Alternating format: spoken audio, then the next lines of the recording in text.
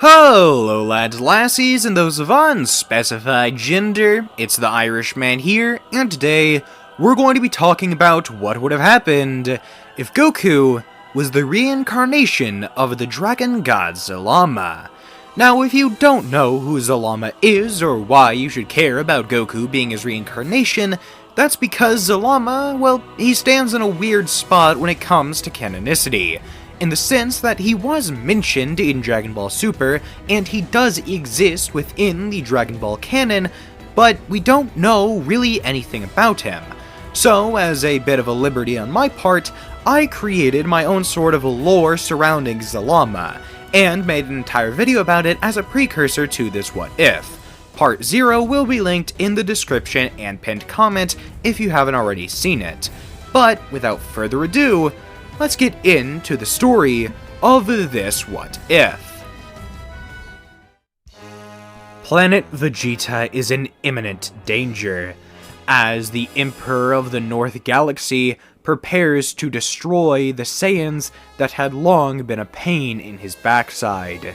He wanted to make sure that the Super Saiyan legend remained just that, a legend. He couldn't risk having the Saiyans rebel, one amongst their ranks turning into the legendary warrior that threatened his throne.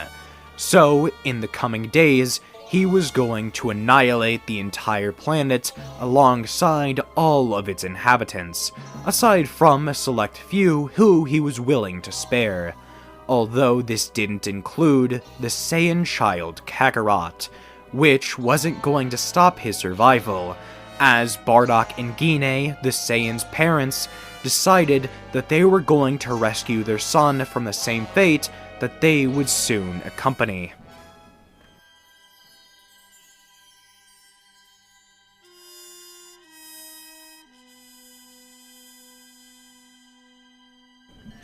And then, as the space pod set off, the two Saiyan parents would make a wish, a prayer to the gods above that their child, that Kakarot, might one day become the legendary Super Saiyan, the one to bring peace to the universe and stop the monstrous Frieza. Little did they know how effective this prayer would be, as the spirit of the dragon god would recognize their wish, going into the body of their son and accompanying the young boy's soul, merging the two together to form a bond inseparable. Goku, unknowingly, was becoming the dragon god himself. Goku was now, by all means, the reincarnation of Zalama. And then, as the space pod continues to shoot across space, it would eventually reach its destination, planet Earth, where it would crash atop Mount Paozu somewhere in the vast forest regions, where Grandpa Gohan would take note of this, wandering over to what he assumes is a meteor landing, but instead, it's a spaceship, one containing a young child. A child that would need guidance, a parent or someone to watch over him, at least until any other space pods come crashing down to accompany him. So, Grandpa Gohan does the only thing he sees as right in this situation, picking up the young boy and bringing him back to his home, where he would nurse the young child back to being awake, as well as feeding him and nurturing him as he looked a bit malnourished from not having any real food or water for a couple of weeks, possibly longer depending on how far Planet Vegeta is from the Earth. So, Grandpa Gohan, after making sure this kid was alright, would keep watch for any other spaceships arriving on the planet. After it seems that there aren't any coming, at least anytime soon, Grandpa Gohan officially adopts the child, giving him the name of Son Goku, after Sun Wukong, noting the boy's tail as well as the transformation he undergoes whenever there's a full moon. Something that at first seemed incredibly dangerous, but not as much after realizing that the baby was still in control when transforming. And yes, Goku does have perfect control over the Great Ape form here, as he wouldn't have the same rowdy nature he did when he first transformed in the original. Not only would the head bump have caused all of the malice to exit his body for some reason or another, but also the fact that he is sharing a soul with the dragon god, meaning he is much more mellow here than the original, although he would still behave like Goku, just wouldn't rampage and lose control during moments where he doesn't have full control. It's almost like there's something holding him back from losing stability.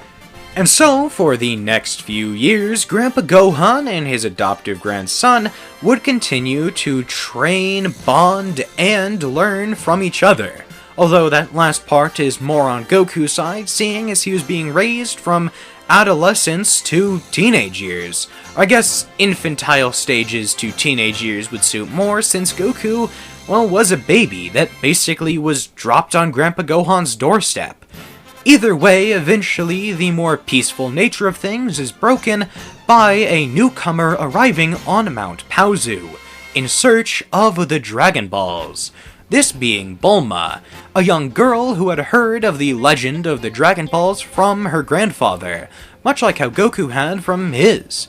And now Bulma is in search of collecting the 7 magical wish orbs, that way she can make a wish for either infinite strawberries or the perfect boyfriend, depending on which you believed she would actually go for.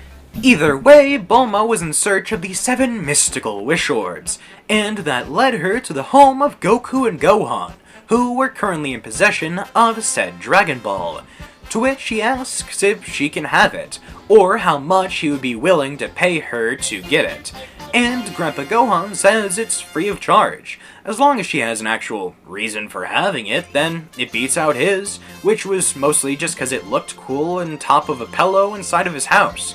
So Bulma would be given the orb, and would prepare to go on her merry way, surprised it was really that easy.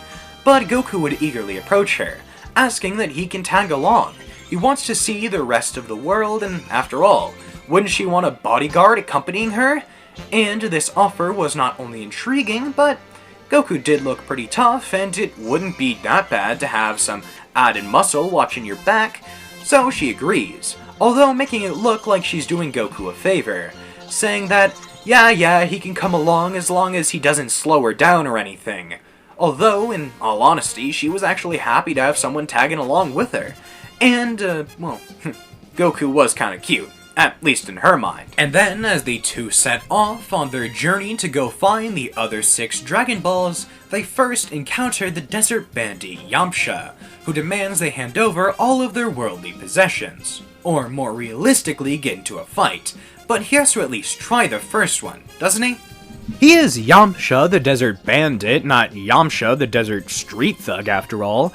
So, once Goku and Bulma deny his oh-so-generous offer, he does prepare to battle, grabbing out his sword and preparing to cut Goku to pieces unless he hands over all their goods, even though we both know Yamcha just doesn't have the stomach for that.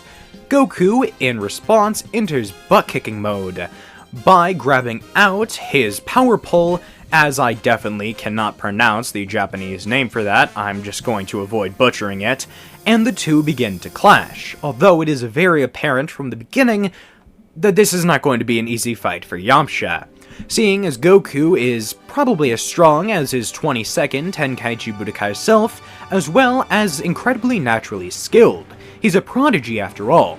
He also has various magical abilities, such as being able to teleport around the battlefield, heal himself whenever he gets hurt, as well as abuse the elements whenever he's attacking, such as grabbing Yamcha's ankles through the ground beneath his feet, as well as powering up any attack he has by implementing fire around his fist, among various other things, but these are of course just examples.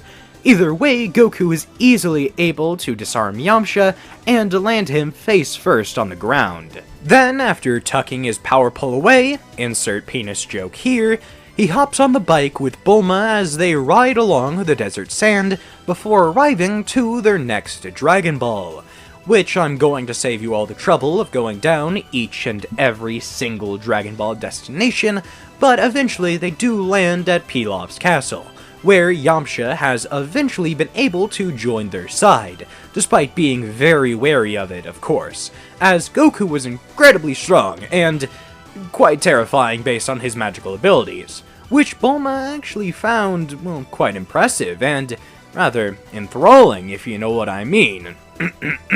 Yeah. After arriving at Pilaf's castle, they enter through the main door, being led into a room that they are then trapped and sealed in. Gas flows throughout the room and then knocks everybody in there unconscious. The Pilaf gang slip in and grab out the Dragon Balls, before then re-sealing the door, preparing to summon forth Shenlong. Although Goku, after waking up, is able to escape, utilizing the power of Great Ape to break through the walls, and then speak with the dragon. Of course, Pilaf would attempt to speak his wish to the dragon before Goku can even utter a single word, but it doesn't work. The dragon says he is speaking with his master and shall not be interrupted. Everyone chalks this up to Goku being the person who summoned the dragon, and Yamcha even makes a quip that maybe the dragon is scared of Goku too, since he is still currently a Great Ape. And Goku would say the wish isn't even his to make, it's Bulma's. She's the one that wanted to gather the Dragon Balls, and Goku doesn't even really have a wish to make himself.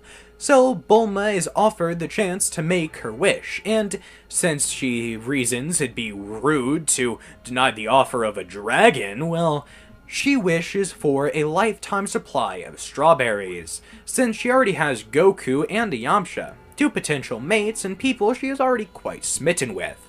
So Shenron glows his eyes red, and then a lifetime supply of strawberries is dropped in front of Bulma, that being a basket with a strawberry patterned blanket inside of it that any time she wants strawberries will fill the basket. Shenron would ask if that's all he was needed to do, but Goku would request that maybe they could get a photograph of the occasion, just in a memento to show his grandpa since they never got to bring the balls back to Mount Paozu, and were forced to summon him here. Shenron would agree, and summon forth a picture with all of them in front of him, as well as the Pilaf gang in the background, crying and whining like they were currently doing.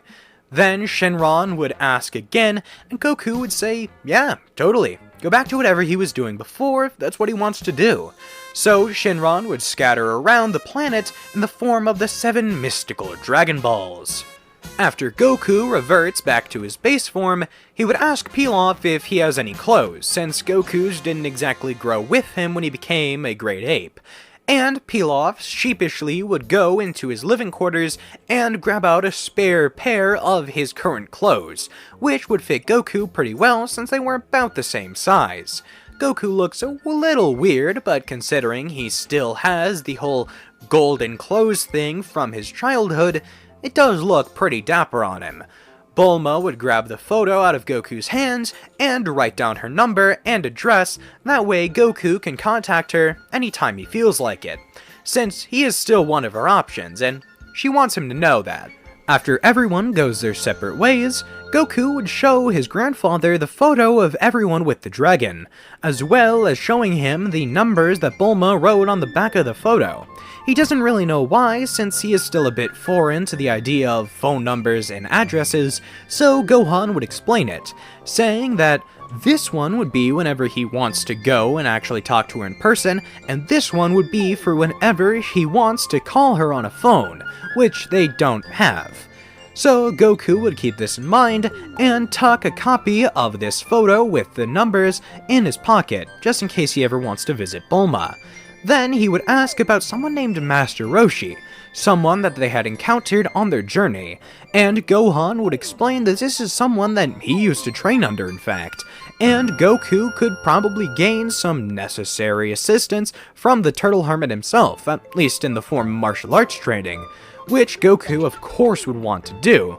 So he sets off on another adventure, one that we will probably talk about more in the next part, since this video is getting a little lengthy.